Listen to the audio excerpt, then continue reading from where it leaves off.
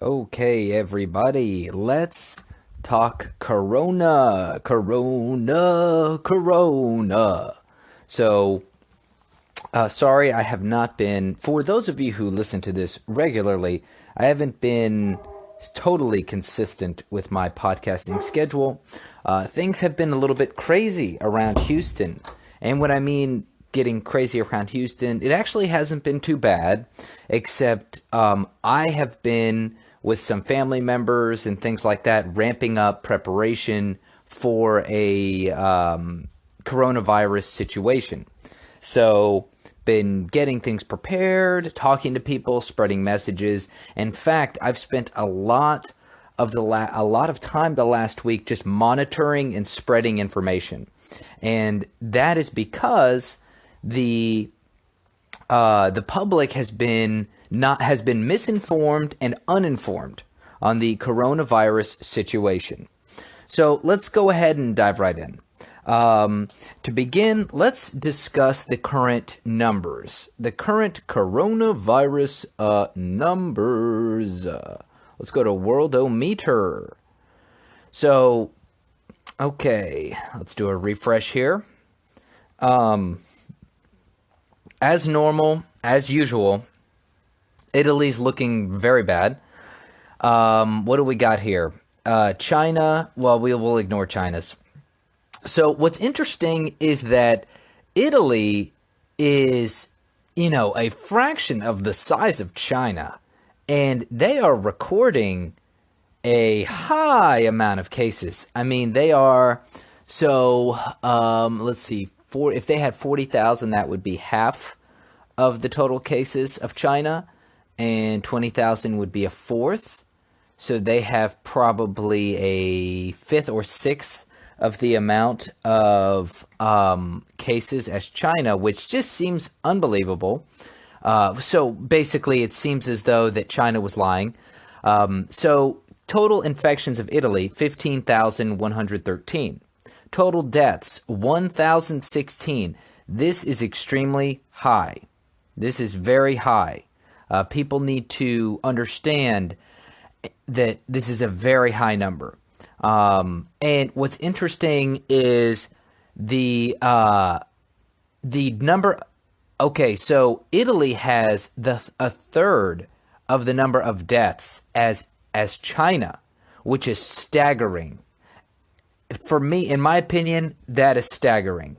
I would not expect Italy to have that many dead compared to China. It just, China has 1.4 billion people. They supposedly had 80,000 infected and only 3,000 die. Now, many people believe that the numbers are much higher. The Epic Times or the Epoch Times reported that they had crematories running 24 hours a day, burning bodies. There's a guy named Miles Guo who supposedly has some good inside information. He was saying that there are tens and tens of thousands of dead people that died from this disease. Actually, I have a hypothesis. I'll go off on a little tangent here.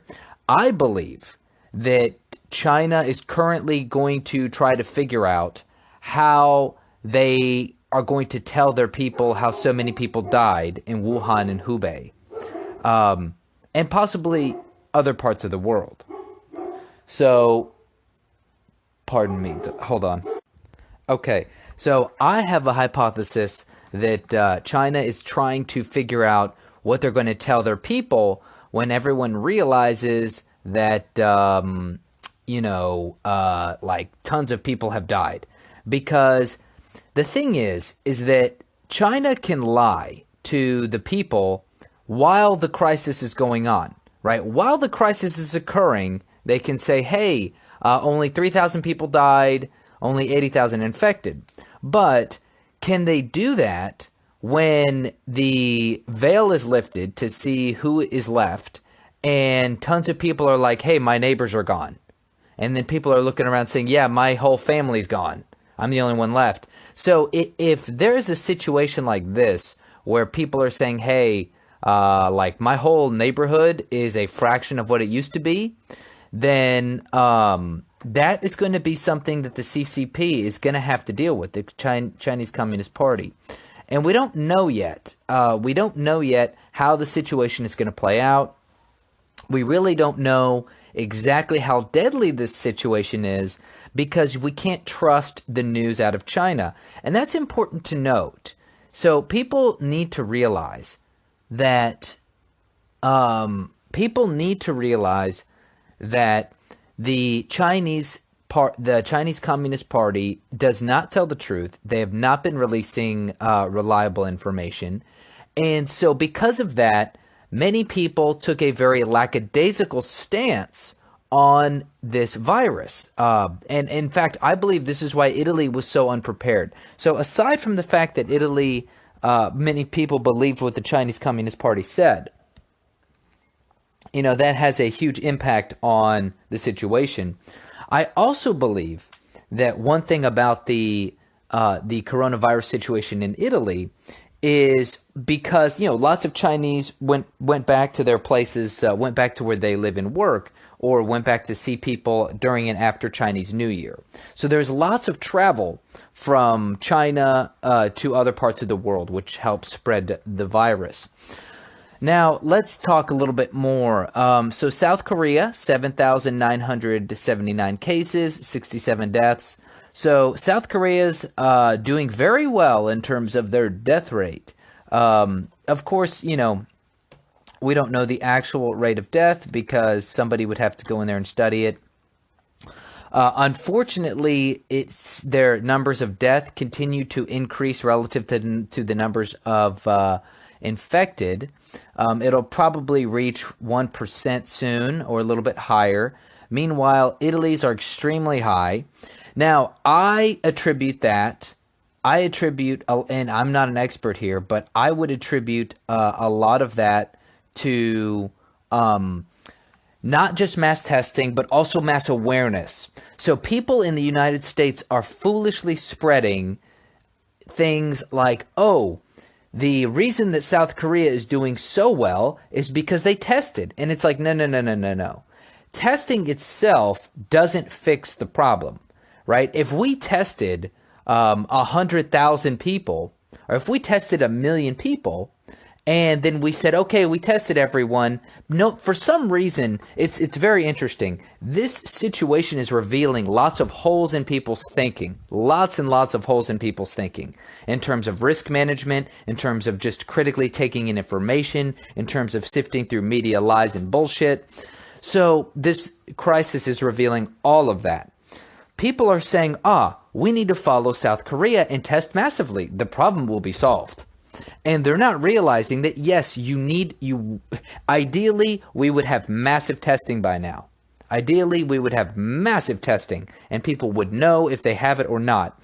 But people are also failing to recognize in Asia, I keep telling people this, in parts of Asia, they remember SARS. It was not long ago. SARS posed a huge threat. It impacted Asia a lot more heavily than it did the United States. And so people in those countries, there's several things they have differently than what we have. One, they have a culture of face masks. So when people start to get sick, when they start to have these kind of outbreaks, like in Taiwan, for example, everyone's walking around with face masks. Japan, people use face masks. South Korea, people use face masks. What else? Because of the outbreak, people start social distancing. They automatically started social distancing. Okay? So in China, this is a little bit more difficult to do. One, because they're all on top of each other. People live right on top of each other. If you've ever been there, their apartment buildings are just bigger than anything you've ever seen for an apartment building. So they have these huge apartment buildings. Everybody's packed in every major city. And everyone's using public transportation. Everyone's going to big markets. That's China. Also, people don't trust the government. Like they do, and it's so strange. It's like a weird combination of things. Like they do and they don't. And so I believe that contributed to certain situations where maybe the government says you got to stay home. And they're like, fuck that. I need to go out and get food. So they're going out and getting food because they don't necessarily trust the government. South Korea is different, right? South Korea, the government says, hey, I don't have a lot of experience in South Korea. but I'm assuming that the people there voluntarily social distanced. That's what it looks like they did. So they didn't let this thing get totally out of control.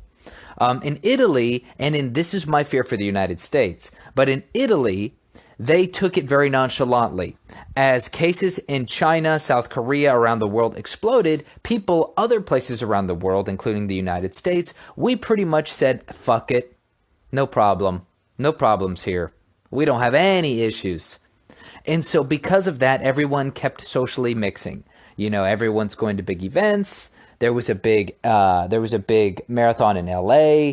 The US in Houston, Texas, my hometown, we had the Houston Rodeo going on. So, for weeks. And it's just reported that the Houston Rodeo had a case of the coronavirus. Or at least somebody who had the coronavirus visited the Houston Rodeo, and this man's in the hospital now. So that's important to watch. He's in a state where he's in the hospital, which is not good. But because he's in there early, there's actually a pretty good chance he'll make it. So in the United States, our situation has been not to social distance and not to prepare. And as a result, this thing has likely spread to lots of places and lots of communities.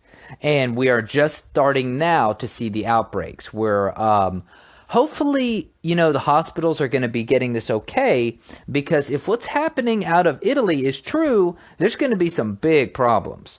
We'll talk about that in a second. Going to have an ad and we'll be right back. All right, everyone, here we are.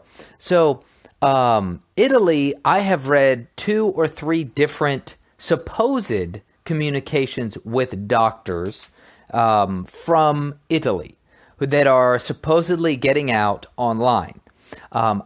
Because these are being spread by accounts that I trust online, I am believing them. However, it is important to note that we don't know for sure. But if these reports are true, then it looks like Italy is having a severe problem, a severe outbreak. It's reported that anyone over 60 may not receive treatment. So that is important to note on many levels. One level, it demonstrates that their hospitals are being overrun. Supposedly, their hospitals are being overrun with cases of the coronavirus, with cases of COVID-19 pneumonia. And because of that, they don't have enough ICU medical equipment. This has been the fear for weeks. This is why people in the United States have been, including myself, have been advocating social separation for so long. Because this reason that if the medical system becomes overwhelmed, it will become very difficult, if not impossible, to deal with the amount of cases coming into the hospitals. That is what we want to avoid. That is why I have been spreading the word viciously spreading the word on my social media platforms, telling people every day, be careful, don't go to crowded places, Every single day on my social media, I am posting, hey, stay away from crowds. I told people, do not go to the Houston Rodeo. And sure enough, that was shut down. Let's talk about that for a second. I do believe the United States is now in a tipping point. We have passed a threshold, which is very good. It's a little late, in my opinion, but it's better late than never, according to the people that I'm following. So here's the situation. Yesterday, there was a huge change in tune. So before yesterday, everyone was continuing to go to mass events. Everyone was continuing to go about their day, go about their lives as normal. Houston Rodeo was running, many things were going, but slowly but surely, parts of the country were shutting down events, but it wasn't so common, but it was just starting. In fact, I was not a fan of the president, of what he was saying. He was walking around telling everybody that, hey, the situation's fine, the flu kills more people, anyone who wants to be tested can be tested, which was just not true. Lots of cases of people not being able to get tested. And so this was the situation. And just 2 days ago, 3 days ago, where most people were not taking this seriously. On my Facebook, for example, on my Facebook, I kept seeing the media, and people kept, passing around articles and saying things like, don't panic, stop panicking, why are you buying toilet paper, all this stuff, and making fun of people going out and buying toilet paper, right? Which it's like, dude, people are stocking up on toilet paper because they got families, man. Like, you've got a family, you probably are, you don't have toilet paper in stock. You're going to have a bunch of people shitting and pissing all day long in your house. You want some fucking toilet paper. So anyway, the media was making fun of people going to the store and preparing. The media was telling people it's just the flu, bro. The media was telling people to stop panicking. And then about a day ago, 2 days ago, I started feeling a switch. And I think that's because of a couple people on that I follow on Twitter that are having a huge impact right now. Nassim Taleb. Nassim Taleb has had a huge impact on this situation. Yanir Bar-Yam and Joe Norman. These are three guys that are heavily involved in complex systems thinking. And they were talking about this situation in January. And because of their assessment, they have been right on. They predicted this situation would be dangerous if we did not stop it now, and now it is dangerous. Now, I think that many people, like Steve Bannon has I was never a big fan of Steve Bannon. I listened to him on occasion, heard some interviews with him, but he has a great show that he's been hosting on YouTube called War Room Pandemic. Been very good. And he has on experts, people in government. It's been a fantastic show. Very informative. Everyone should look this up. War Room Pandemic. War Room Pandemic. You'll stay informed. Anyway, they've been having people on saying, look, we are in a bad situation. We are not doing what we need to do. Sure enough, about 2 days ago, I started feeling a shift. My dad listens to Fox News. So I heard Fox News on the TV. I heard somebody say, remember, don't panic. Remember, everybody, don't panic. And then I heard a guy come on the National Crisis Preparedness, and he said, okay, guys, we have to do something now. Like, we got to close schools. We got to do this. We got to do that. We got to do something now. And the people on Fox News were like, what? Like, they were visibly a little bit confused because they just had on Dr. Drew last week, who said the flu's a bigger problem than this, right? But the flu isn't throwing hundreds of people into the ICU, right? That's the fucking problem. The flu doesn't, 60 million people get the flu every year, and it doesn't flood ICUs with so many people that you just got to let people die in the hallway. That's the situation here. So anyway, they had on Dr. Drew, who I do enjoy, and I do think he's very smart, but it's, not for the situation. And then they had on, they just kept telling people, don't panic, we're fine. Don't panic, we're fine. Don't panic, we're fine. No need to freak out. And then, it's just the flu, bro. I just kept seeing that everywhere. And then yesterday, things changed. So in my town, my city, Houston Rodeo canceled. Today, all schools in the proper school district of Houston canceled for 2 weeks. What else happened? The president came out and banned certain European countries from traveling to the United States. People from traveling to the United States under certain conditions. It's a fairly wide ban. Haven't read the specifics, but I don't think it's as comprehensive as people think, but it's a good step. He came out and recognized it was a major threat. So California is going to ban gatherings, I think, over either 500 or 250 people. New York has a containment zone. They have also banned gatherings over 500 people. And in places where they have 500, that they normally have a 500 capacity, they're decreasing capacity to 250, or to half of that, 50% of whatever their capacity is. So across the country, People are now getting ready. Now in Houston, for example, people flooded the stores today. I wasn't there, but some people that I know in Houston were posting videos of it. So we are now in a new phase. The public is aware of the danger. The public is aware of the threat. Now we can begin to control this by some form of social isolation, which is unfortunate, but it's like what I've been saying. I've been trying to get across the idea, hey, look, if we do this now, we could nip this thing in the bud.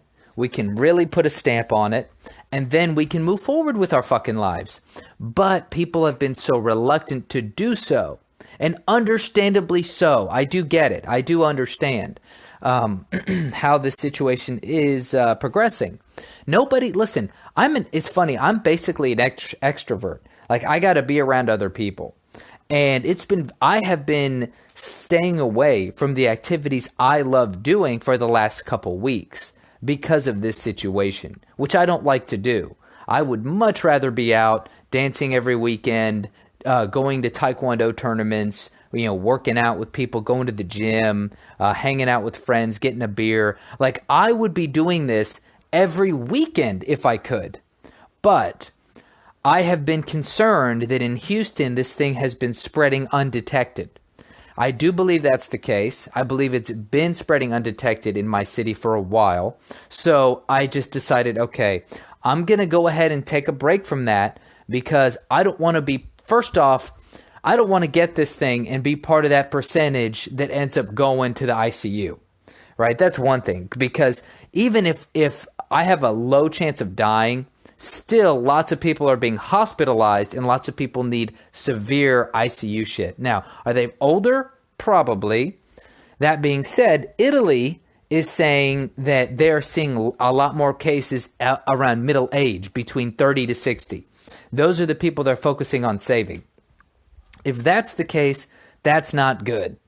It's not good that anyone gets it, and it's not good that anyone dies, but it's more understandable that people that are already struggling, like in older age, are going to get it.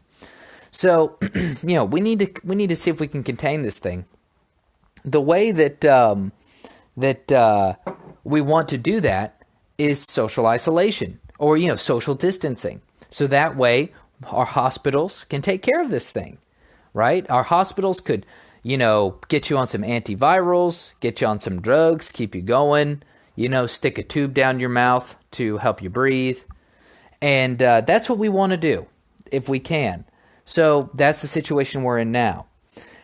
The United States, I wonder how this is going to change our world, change the economy. A lot of people think this is going to change things going forward. And I hope it does. I hope it changes it for the better. We are living in a weird, strange world, in a weird, strange time. Because just a month ago, 2 months ago, I'm in Taiwan. And I'm having a great time. And I don't have plans to come back to the United States for several months. So I'm thinking I'm going to go travel around to Korea, to Japan. I'm going to meet people. I'm going to do cool shit. And then this stuff happens and I'm like, well, here we go. Guess I'll head back to the United States and wait this out a little bit. I'm glad I did because, basically I would have to leave and travel out of Taiwan in 3 months or, in March, which is now. And having to get on a plane now and go through the airport, I would really not want to do that. So I am glad I left when I did. It's just that Taiwan is technically safer at the moment. So, the world looks like it's going to be changing a lot. The United States appears that a lot of people are pushing for the United States to decouple from China. And this is a good thing. We need to figure out how to get American manufacturing back on track. I think this also needs to be a wake-up call for small businesses, for entrepreneurs, for large businesses. Running a country on debt is great until you have a crisis, right? Like that seems to be what's going on here and also like many people don't have any savings. Like I know somebody who's running a martial arts school and they don't have hardly any money saved.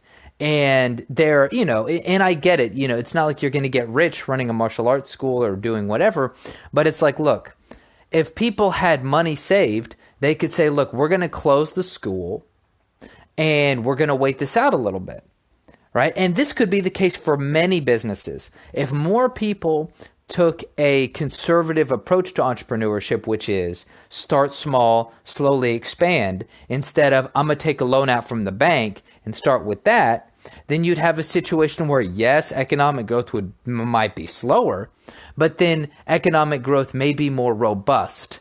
So that way people could say, hey, everyone is getting sick. Let's slow down for a couple weeks. Well, we've got some money parked in the bank. So we can continue to, we could slash our workforce. Maybe we pay a couple people a little bit of money to keep them on so we can start back up whenever we need. And then we'll go from there. But instead, nobody has cash. Nobody has any money. Everybody, and of course I'm exaggerating here, but many people don't have any money. And so their businesses are going to go under. And I also do understand that it's, when you're running a business, it's very tough. Luckily, I'm kind of a solopreneur / freelancer. So, I'm doing my own kind of thing. I'm very fortunate in that regard. But I just think that we're going to see some changes like that. I think we're going to see hopefully more American manufacturing of important goods and products. We need more American manufacturing. Hopefully businesses begin taking a more robust approach in the future. And we'll see how this thing goes. Anyway, I'll provide more updates next episode. Stay safe. Get away from the other motherfuckers out there. And I'll talk to you next time. Thank you for listening. Oh, you can follow me on my website, tstuch.com, tstuch.com. You can follow me on my YouTube channel at Taylor Space Stuch. What else can you do? You can follow me on Twitter, man. Twitter's fun. Twitter's really fun right now. Follow me on Twitter, tstuch1. Thank you. Have a good day. Hey guys, listen up. Another good episode. Fire, fire, fire. I'm going to talk about coronavirus updates in the U.S., in Texas, in Houston, and talk about the economy. And also, what is the shift? There was a huge shift that just happened in America. Did you see it? Did you observe it? I certainly did. So, take a listen. You can follow me on my website, tstuch.com, tstuch.com. You can go like and subscribe on YouTube, Taylor Space Stuch. You can follow me on Twitter, tstuch1. Thank you, and peace, and prepare. Oh, and enjoy the episode.